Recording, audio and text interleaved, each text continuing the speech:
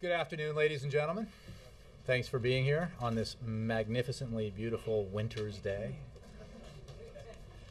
I'm just sorry we're not in the Rose Garden. That would be maybe in the spring. Gibbs did it once. He caught. It's pretty windy. Did he kick grief one? Did you guys give him grief? No, we didn't. Us? We did. You can't Apparently. Okay.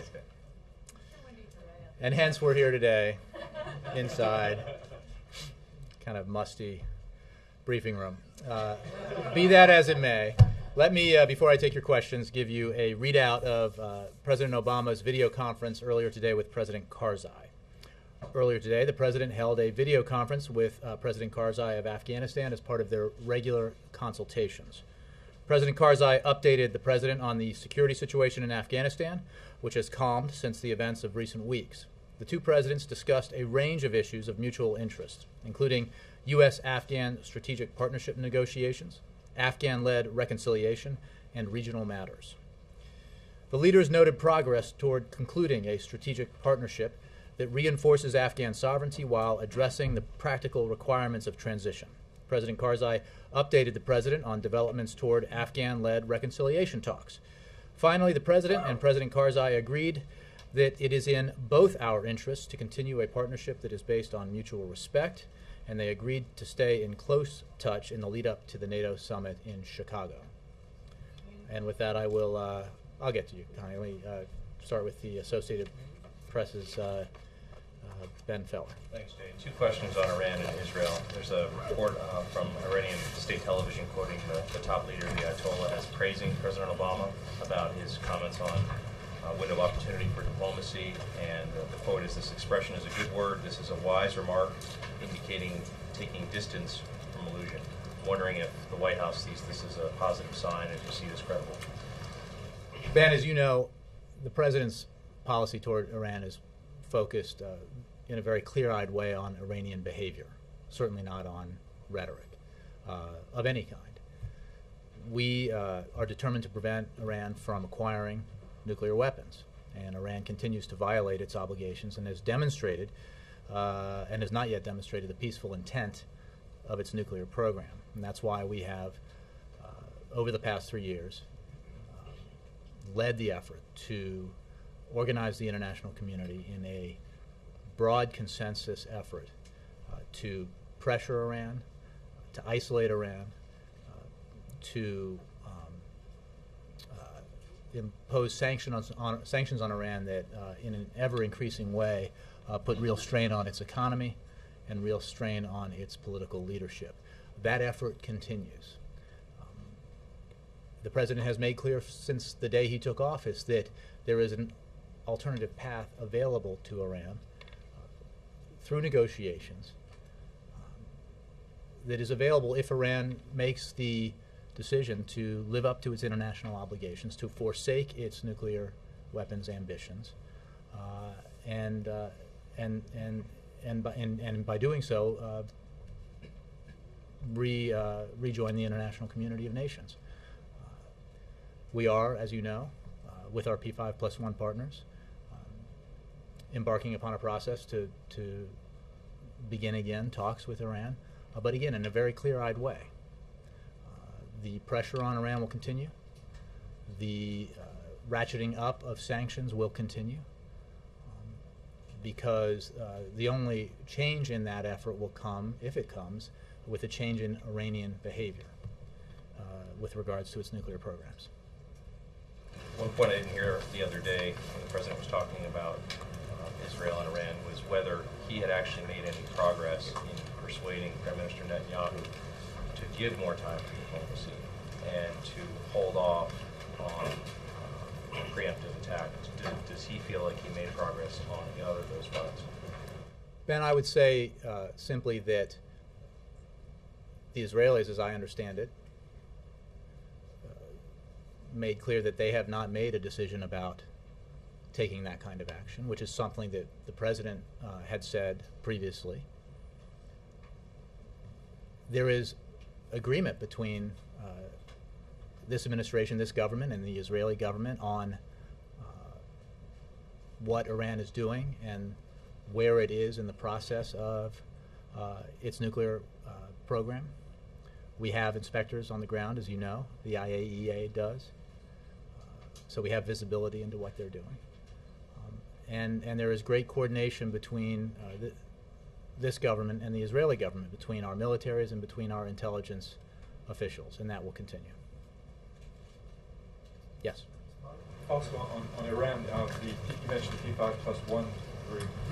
They demanded today that Iran fulfill a promise to let international inspectors visit the Parshan military installation where the IAEA believes explosive tests were being conducted geared to developing atomic weaponry, and it may have taken place. And is there any concern that this is being delayed, but the access by the IAEA is being delayed by the Iranians to clear away any evidence of this sort? And is this the access of IAEA inspectors a condition for going ahead with the talks?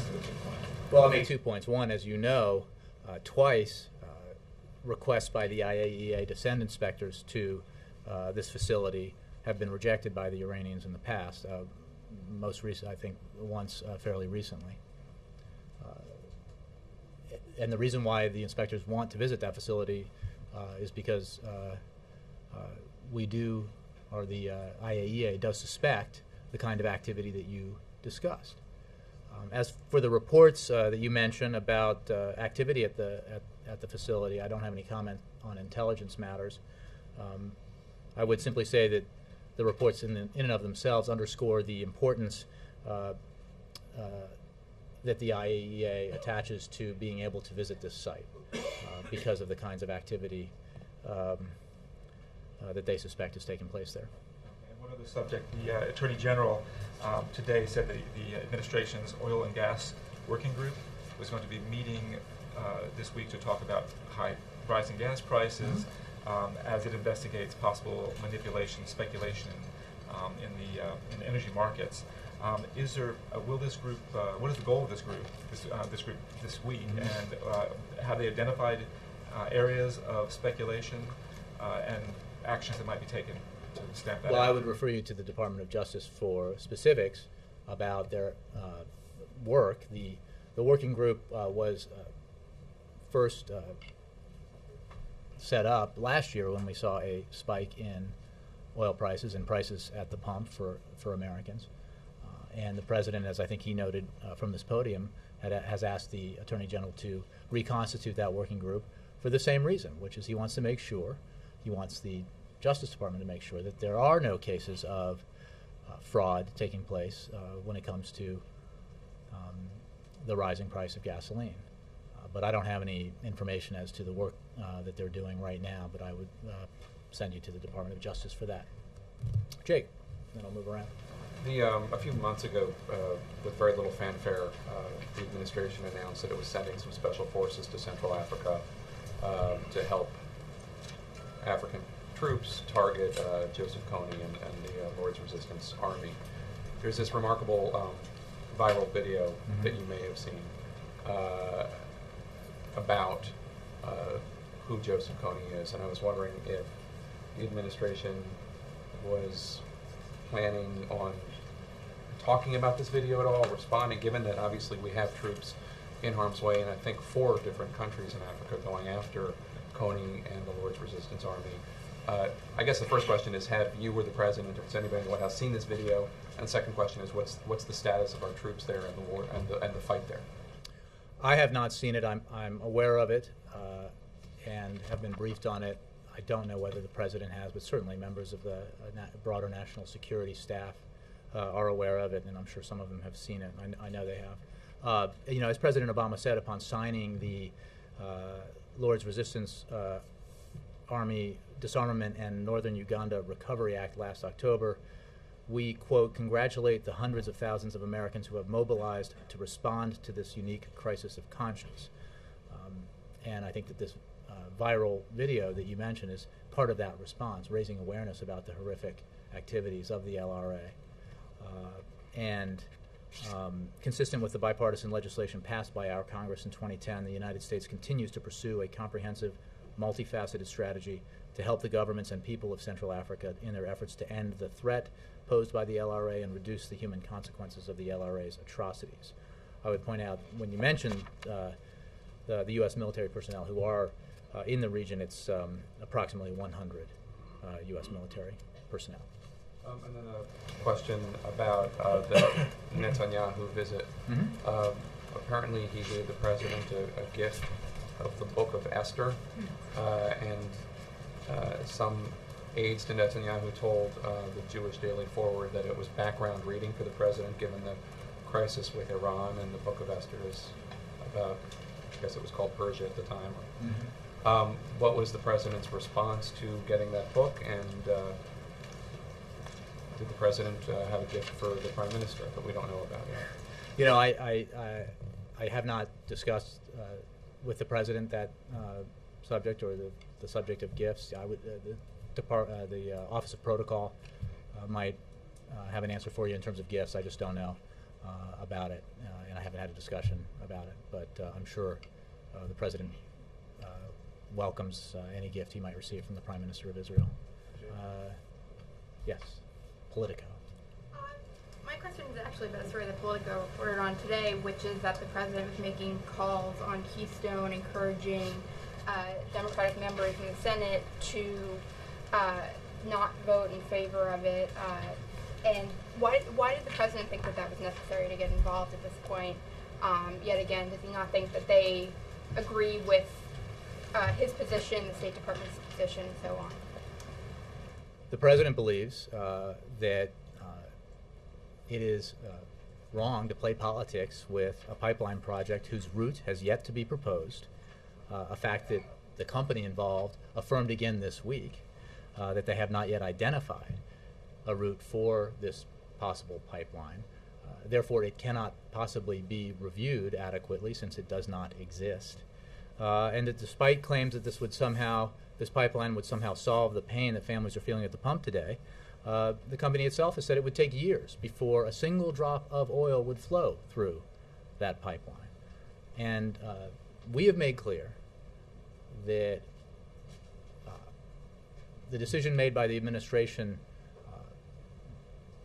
in January with regards to the Keystone proposal in reaction to the legislative political initiative taken by Republicans, in no way judged a possible proposed pipelines on its merits. It was simply because the Republicans decided to play politics with a completely unrelated issue in terms of the extension of the payroll tax cut to try to, I guess, curry favor with some political constituency or the other, when there was no way to, in accordance with tradition and regulation, to adequately and properly review a pipeline that would cross an international border. Again, there is no proposal to review, and that's because the one that was originally proposed that went through Nebraska was opposed by many stakeholders, including the governor of Nebraska, the Republican governor of Nebraska, and his concerns and the concerns of others were viewed by the State Department, which was reviewing the pipeline, as legitimate, and thus the need to delay the project so that it could an alternate route could be sought. That route has not been identified yet. Nora. There's a report in an Israeli newspaper that the Israelis asked the U.S. to provide them advanced bunker buster bombs and refueling planes. Was that a request made by the Israelis? In the meetings the president had, there was no such agreement proposed or reached. We have, obviously, as we've discussed, high-level cooperation between the Israeli military and the U.S. military, and at other levels, and with other agencies within their government and our government. But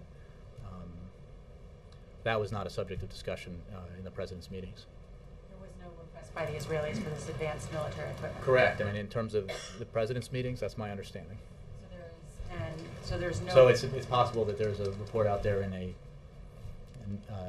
news outlet that might not be accurate. So the U.S. is not providing its massive ordnance penetrator to the Israelis? I am simply saying that it is my understanding that there was no such agreement discussed or reached in the meetings the President had.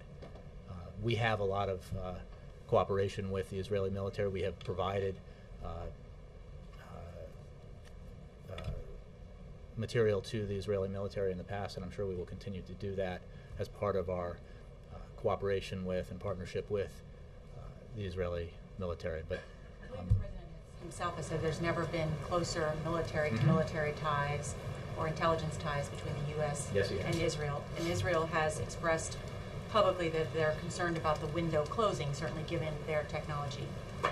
Why not provide them that technology? Well, again, I don't have anything more to tell you about that except what I did, which is it was not discussed, no such agreement was discussed or reached in the meetings the President had. And just finally, because they did meet for almost 3 hours, 90 minutes together, 30 minutes alone. What did they talk about then? Did the Israelis make any requests? Well, I think that your noting of the amount of time the President spent in his meetings with his one-on-one with the Prime Minister and then the broader bilateral meeting, I think appropriately highlights the fact that President Obama has had extraordinary amounts of contact with his Israeli counterpart. In fact, I think he has met with Prime Minister Netanyahu more than any other foreign leader. And I think that simply speaks to the relationship that we have with Israel, the support we feel for and provide to Israel for its security, and the unshakable commitment we have to Israeli security, and the unprecedented level of direct support we've provided to Israel. So there was much to discuss, as there always is in the meetings that the President has with the Prime Minister. Iran was a major topic of discussion, as the President himself has said, and I'm sure Prime Minister Netanyahu has said, and I think is obvious because of the prominence of that issue right now. But there are other issues that they always discuss, the Middle East peace process among them. So I'm sure that when they meet again, they'll have no shortage of topics to discuss at that time. Let me, Laura Meckler, haven't seen you in a while. How are you? Well, this is the only briefing of the week. That's why you haven't seen me. Doing a little traveling. President came out, took some questions. Fair enough. My question is a follow-up on the Keystone question, which I didn't feel like you answered sort of the nub of Jennifer's question, which was, why did he feel the need to make these calls? He obviously doesn't make calls on every piece of legislation that's up there. We understand. Well, maybe he does, and you just don't hear about it. Look, the President obviously has communications with members of Congress with some regularity. We have made our position clear about purely ideological and political efforts to attach legislation regarding the Keystone Pipeline to whatever some members of Congress fancy at the time, right? So it is not, it is a piece of false advertising to suggest that somehow passing legislation and having it made law that Keystone ought to be approved is somehow going to have any impact on the price of gas at the pump, which is very high and which Americans are having to endure right now, or B, is responsible policy in any way when there isn't even a proposed route for that pipeline to travel. So does he believe that there's some risk that the Senate Democrats do not understand those points? I think that we have made these points very clear. We will continue to make these points very clear, and we certainly expect that the Congress will, or at least we hope that the Congress will act in an appropriate fashion and not waste its time with ineffectual sham legislation that has no impact on the price of gas and is irresponsible because it, as we've said before, tries to legislate the approval of of a pipeline for which there is not even a route. And so we'll keep making that point in telephone calls from the podium, maybe fly a Cessna overhead with a banner, something like that. And how many senators did he call? I don't have specifics for you on the phone calls the president may have made. May have made? He did. Yeah, he made some calls. Sure. I'll confirm that. Yes, Margaret. I was going to ask you who had called.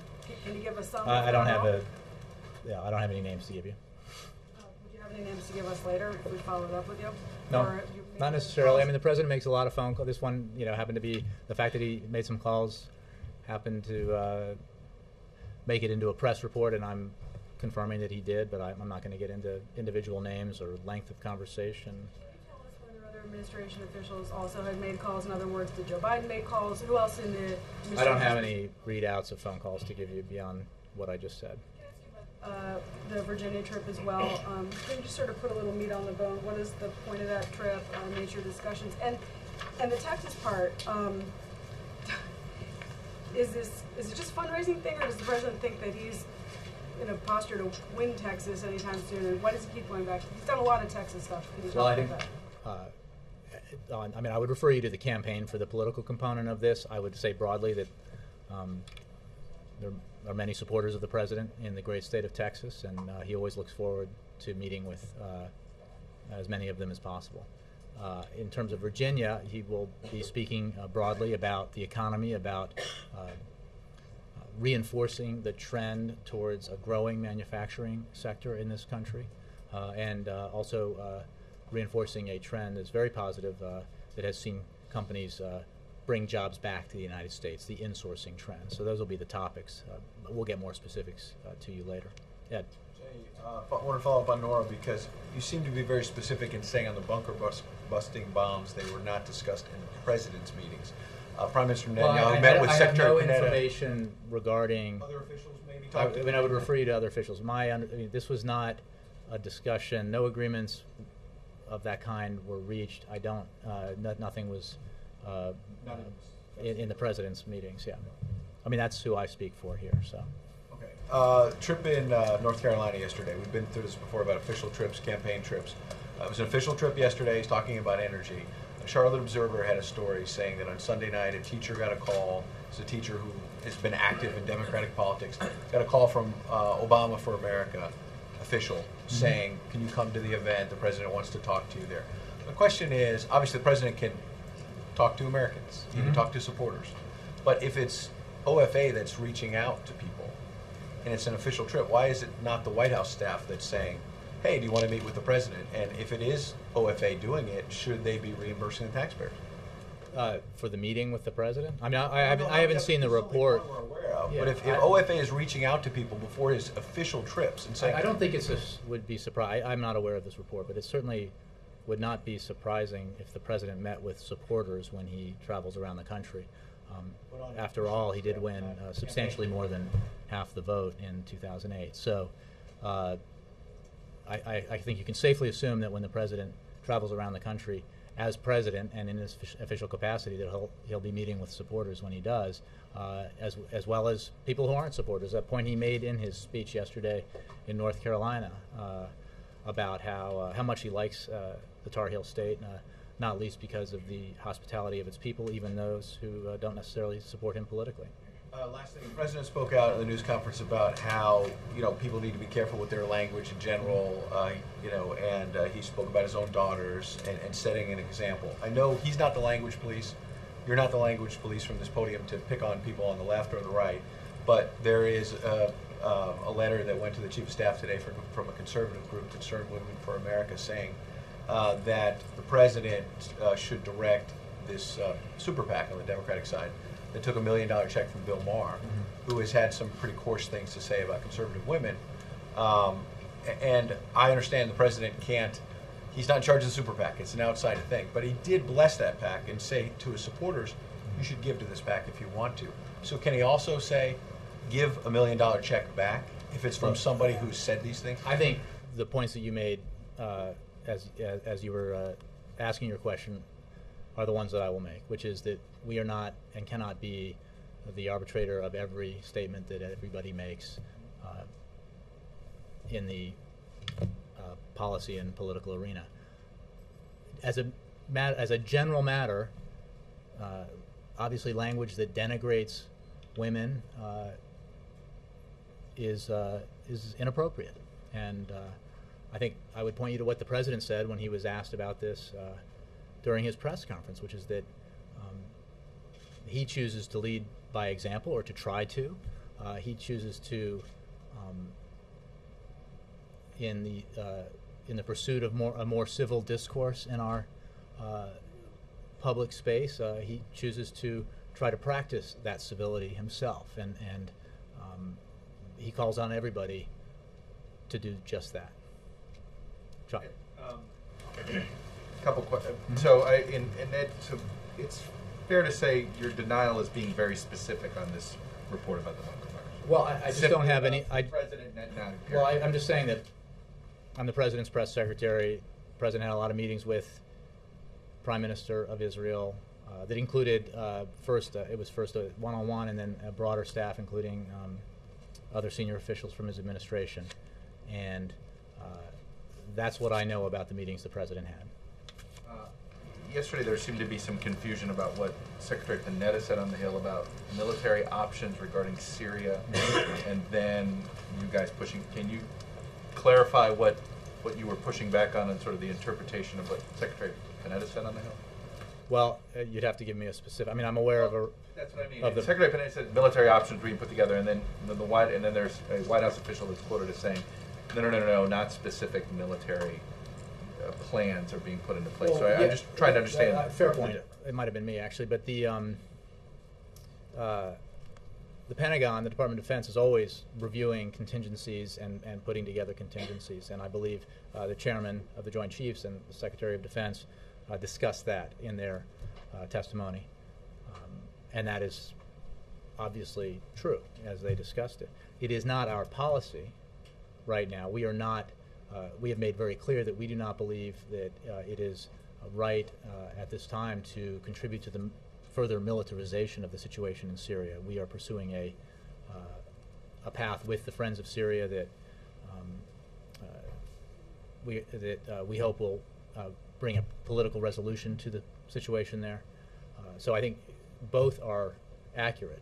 President, so what you're saying is the White House has not directed the Pentagon to come up with some military contingency plans? Well, I would say that it is a matter of course in circumstances like this for the Defense Department to look at potential contingencies, and I think I would point you to the Chairman's testimony, to the Secretary's testimony, and also to the Defense Department in general about that. But I think, as Secretary Panetta made clear, and I've certainly made clear, and the President's made clear, we do not think that is that further militarizing the situation in Syria is the right course of action. Speaking of military options, Secretary Panetta is now quoted today in an interview with National Journal saying that potential plans to strike Iran have already been drawn up and are being and different options are being drawn up. Well, I think I would give you the same answer, which is that the Pentagon, as I understand it, and there are better experts than I on this, but as I understand it, the Pentagon is, as a matter of course, frequently examining contingencies and preparing contingency plans for different possibilities. It would be irresponsible, perfectly appropriate, it would be irresponsible not to. The President's policy is clear, and it has been clearly stated and restated by the President and others in the past week as we've been discussing the situation in Iran and the visit of the Prime Minister of Israel. So to have a plan, I mean, I just want to clarify, because the President was very critical of people talking publicly about war, but here also the administration is saying, we have a war plan. Well, I think he was asked about it, and that's a lot different from loose talk of war or beating the drums of war without talking about the reasons why you would go to war or the consequences of doing that, which is the point the President made from the podium here. Again, Chuck, I think we've been exceptionally clear about what our policy is, why we believe and we know there is the time and space to pursue, to continue to pursue the diplomatic option, with regards to Iran as we continue to put pressure on Tehran through sanctions and other measures, because that is the best option if we hope to completely resolve this problem. It's useful that the Iranians know that there are these military public. I think that they now know. I would not that speculate about the kinds of insights that other countries might have, but I would be shocked if it came as a surprise to anyone who pays attention to our system of government and the way the Pentagon operates, that they would be surprised to know that the Pentagon constantly plans for different kinds of contingencies. Steve. Russia. Is the president going to be able to have the same kind of relationship with Vladimir Putin that he had with Dmitry Medvedev? And is such a relationship viable or even desirable given the questions that were raised about Putin's election, his legitimacy, and some of his anti-U.S. rhetoric? Well, I would say a couple of things. One is our policy towards Russia is based on our interests and not on personalities. And the reset policy that the president pursued after he took office with Russia produced benefits for U.S. national security interests, U.S. commercial interests, and that is why he launched that reset and why he pursued it. We obviously look forward to continuing to cooperate and work with Russia where we agree on issues, and that's regardless of who the president is. Now, I think we had a statement, the State Department did, I can't remember if I did or not, about the Russian election, but I believe the international observers noted that Mr. Putin won a majority of the vote, but we also note the irregularities that have been reported. I don't have anything more for you on it. Again, this is not a personality-based policy. It's a policy based on an approach based on U.S. national interests and the areas where we can reach an agreement with Russia on things like Iran, on trade, and other matters. Connie? Thank you. On the conversation with Karzai, did Karzai ever express condolences for the British soldiers killed, and did he explicitly apologize for the American soldiers who were killed? And what does the White House want to see done with the Americans who inadvertently burned the Koran? Well, I think there's an investigation into that. You surely would understand that I wouldn't make any statements about the disposition of that investigation or how it should turn out. Secondly, I don't have any more detail for you on the call that the President had with President Karzai. I would point you to the statements by Minister Wardak about the incident and his expressions of regret and condolences in the matter of the servicemen who were killed in the Interior Ministry. But I don't have anything more for you on the specific conversation the President had. Again, I don't have any more detail for the about the President's conversation. Should I guarantee the safety of the American troops who they are training? I would ask you to refer that question to either the Afghan government or the ISAF. Yes. Thank you. You mentioned the keeping in touch with President Karzai before the NATO summit. Has the President invited President Karzai to come and tell NATO in person what the progress is? I don't have anything on that. I'm not sure about that. And was the President satisfied with the progress that he heard from President Karzai this morning? Well, I think I read you a pretty full description of the conversation. The fact is that there has been some progress towards the strategic partnership agreement that that's been under discussion. There has been some calming of the situation in the wake of the Koran burning incident. They discussed that, and the President of Afghanistan updated President Obama on the Afghan-led reconciliation process, which, as we've noted many times, is essential to the ultimate resolution of the conflict in Afghanistan. So it was a wide-ranging conversation that covered many topics. He was very forthcoming with President Obama and the administration's apologies for the Koran burning. Would you just take the question on whether President Obama has ever received an apology or condolences from President Karzai? I'm happy to take that question. And I think, Ann, just to take your point, the President issued that apology in a letter about a number of subjects to President Karzai because he's Commander-in-Chief, and his interest is in the safety and security of American personnel, both military and civilian overseas. And it was absolutely the recommendation of the Commanding General, as well as the Ambassador, that apology be issued. Brianna. Jay, the President's campaign is putting out this 17-minute film, I guess you could say very polished and cinematic. I'm just wondering, why does the President think that approach is necessary? I would refer you to the campaign. I haven't discussed that. I saw the trailer. I thought it was pretty good. But I agree with its sentiments entirely. But that video you watched? The 2 minutes of it, I haven't seen the whole thing yet. But it's narrated by Tom Hanks. It's an Oscar-winning director. Mm-hmm. Is the everyday defense of the President's record not getting through? Are you suggesting that I'm no Tom Hanks?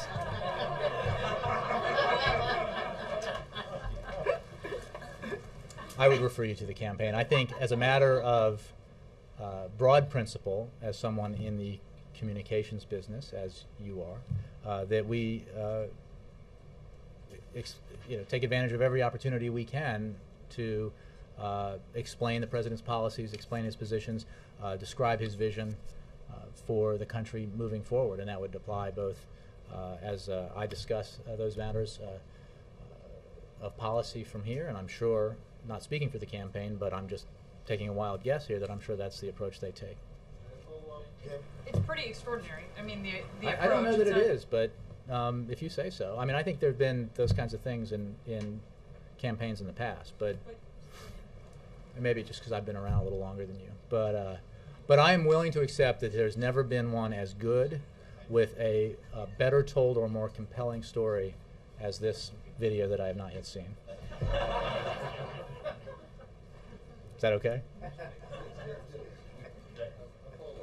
Leslie, yeah. And then Andre. Can you clarify a little bit on the task force? I know you had said that you referred... I'm sorry, on the what? On the task force, on the oil prices and speculation task force, because it was my understanding that... I think I might have tapped out on that, but... It was my understanding that it had never really been, it had not been unconstituted. The President, in fact, said the other day that it was reconstituted. How did it, why did it ever stop meeting? Well, I would refer you to the Justice Department, and I think the point is that it was constituted in response to the sharp rise in the price of gasoline a year ago, roughly. I don't, the Justice Department can give you more details about its activity in response to that price surge. What we are seeing now in the last several weeks and months is a new surge in the price of oil for a variety of reasons that have to do with the oil, the global oil market. We are seeing then the concurrent spike in the price of gasoline that Americans pay at the pump, and the President believes that it's important to be sure that there's no fraudulent speculation involved in that, in those spikes in the price. Do you think it should have anything to show, given that it hasn't until now? Well, I don't think you can. I would urge you to discuss this with the Department of Justice, but I don't think you can credit. You can't say simply you don't know until you investigate what you might find, and if whatever they found or didn't find a year ago is not dispositive towards what they might find or might not find as they investigate going forward. So the President feels that it's in the interest of Americans who are having to endure these price hikes that his administration investigate to make sure that there's not fraud involved. But is there some sense that it just sort of dropped off the radar screen for... Well, I would refer you for their details on their activity to the Justice Department. Oh, Andre, I promise you, yeah. And then Jared. Thank you. If I'm not mistaken, the President has not reached out yet personally to President-elect Putin. Does he intend to do so? If not, is this sort of a signal? Should we read it as a signal? I don't believe they have spoken yet. I'm confident they will speak. I would not read anything into it beyond the busy schedules of two. Congratulating the way you do for other leaders who get elected. Tentatively. I think there was something from state. Yeah. Nothing from There may have been. Let me check on that. I think I had at one point in the I paraphrased a statement that I had from a previous briefing. I can't remember if I delivered it or not, but. Right, but when the state was making that statement, I was there at the briefing. They said that when the results of the elections are certified, there will be a different statement with names, with proper congratulations, coming from higher up. You are the higher up. So when is I'm that not sure coming about that, from? but the I would since you're referring to a State Department briefing, I would refer you back to them on that. I will certainly report out to you any conversation the president has with the new president of Russia when it happens. Chris. Thanks, Jay. Democrats in support of same-sex marriage are speaking more loudly on the issue. 22 U.S. senators have told me they support the idea of including a marriage equality plank on the Democratic Party platform. And yesterday, Democratic National Convention Chair Antonio Villaraigosa also said he backs such language, saying, "I think it's basic to who we are." By being in a state of evolution now on this issue for nearly 17 months, is the president deferring leadership of his own party? No, Chris. I can tell you that he is not engaged in the very early stages of what I understand to be the platform development, and I would refer you simply to discussions that the folks you mentioned are having. But the president's position hasn't changed. I certainly have no new announcement to make on it. But by being in the state of evolution, I mean, the president is missing an opportunity to lead, not just for the Democratic Party, but for the country as a whole. So I appreciate the question. I just don't have anything new to report to you on it. Just to follow up on that, can you identify what is obstructing the president from completing his evolution on this issue? There's some sort of fear of political backlash during an election year. You mentioned something before about this process involving the president's faith. I'm sorry, the last part of your question? Something about this process involving the president's faith? Well, no, look, I would leave it to the president. Perhaps he wasn't asked about this. Maybe the next time he gives a press conference, one of you can ask him about it. It's entirely up to you if you want to be told, which you might be, that he doesn't have any news to make on it. But I really have no update for you. One last question on this. Marriage is going to be on the ballot. It's going to be on the ballot for voters in as many as 5 states this year. And North Carolina, that's going to happen. It's going to come for voters in May. Will the president announce same-sex marriage before it's too late to help start conversations and help gay and lesbian couples who are seeking to get married in these states? That's a circuitous way of asking the same question, and I just don't have any updates for you on the president's position. Last one, yep. Thanks. Peter. At the time of the Shirley Sherrod case at the Agriculture Department, we were consistently told that there was no White House involvement. Now the AP has, through a FOIA request, come up with emails that contradicts that. Do you know where the disconnect was? Yeah, the disconnect is in the reporting by the Associated Press, which is inaccurate. The emails confirm what we said at the time, which is that the White House had no involvement in the decision made regarding Ms. Sherrod's employment or firing, but were made aware of the decision that had been made by the Department of Agriculture. So the White House, there's nothing in those emails. They were not in touch with the counsel at the Agriculture Department at the time? The issue is, was the White House involved in the decision made, and they were not. The White House was not. I was not in this position then, but we made clear at the time that there was discussion about the decision after it had been made, but not no involvement in the decision itself, which I think even the organization that made the FOIA request noted in its preamble, if you will. Thanks very much.